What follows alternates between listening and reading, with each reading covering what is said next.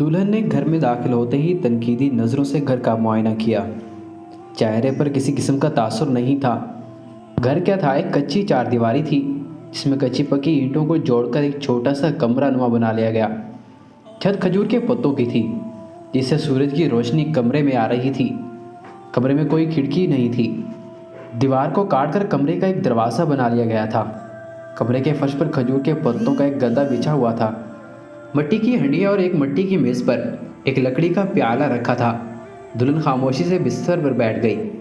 थोड़ी देर में दूल्हे मियाँ खुश्क रोटी के कुछ टुकड़े और सालन लाए और बीवी से कहा, पहले खाना खा लें फिर बातें होंगी। औरत पहली बार मुस्कुराई और दस्तरखान पर बैठ गई। दोनों इस तरह खाने लगे जैसे आला इकसाम के खाने सामने परोसे गए हों। खाने के बाद दोनों ने अल्लाह का शुक्र अदा किया जिसने उन्हें भूखा नहीं रखा। दुल्हन कमरे से बाहर निकली और टहलने लगी। ताक पर रखे हुए प्याले को हाथ में लेकर गौर से देखा। इसकी समझ में नहीं आया कि प्याले में क्या है। आखिर शोहर से दरियाफ्त किया कि इस प्याले में क्या है। शोहर का चेहरा फीका पड़ गया। तभी ज़ुबान में कहा, रोटी के कुछ टुकड़े हैं, पानी में भिगो दिए हैं, सुबह हम दोनों का नाश्ता हो जाएगा। दुल्हन ने प्याले को पटक कर उसी ताक पर वापस रख दिया। आंखों में आंसू आ गए। दूल्हा घबरा गया। पल भर में दुल्हन की कैफियत क्यों बदल गई। तरसती हुई आवाज़ में पूछा, क्या हुआ, तुम इतना परेशान क्यों हो गई। दुल्हन ने फैसलाकुन आवाज़ में कहा कि मैं आपके साथ नहीं रह सकती, मुझको मेरे घर पहुंचा दीजिए।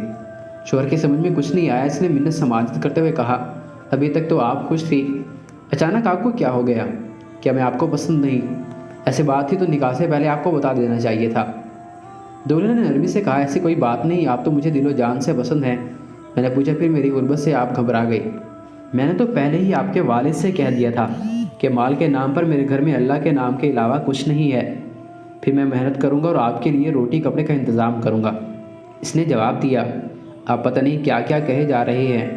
दरअसल आपको अल्लाह पर भरोसा और तवक्कुल नहीं है, और जिस शख्स का तवक्कुल अल्लाह पर ना हो उसके साथ हम कैसे रह सकती हूँ। आपने मेरी किसी बात से अंदाज़ा लगाया कि मुझे अल्लाह पर तवक्कुल नहीं है। शोहर ने कहा, अगर अल्लाह पर तवक्कुल होता तो कल की रोज़ी का इंतज़ाम आज ही क्यों करते, प्याले में रोटी न भिगोते। क्या आपने पढ़ा नहीं है? अगर आप चाहते हैं कि मैं आपके साथ रहूं तो आप भी उस प्याले को ले जाइए और किसी भूखे को खिला दीजिए। अल्लाह ने आज रोज़ी दी है तो भरोसा रखे, अल्लाह कल भी देगा। शोहर ने प्याले को हाथ में लिया और ज़ारो कतार रोने लगा। ठोकर इनको भी लगती है जो अल्लाह ताला पर भरोसा रखते हैं, मगर अल्लाह रब्बुल इज़्ज़त पर भरोसा उन्हीं कभी पुस्ती में गिरने नहीं देता, संभाल लेता है।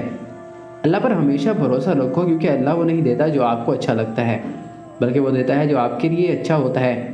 अगर तुम अपने रब पर भरोसा रखते हो तो ये भी जान लो कि तुम्हारा रब उस भरोसे को कभी टूटने नहीं देगा। कल की फ़िक्र मत करो, जिस रब ने आज तक संभाल लिया है वो कल भी तुम्हें संभाल लेगा। बस तुम अपने रब पर भरोसा रखो।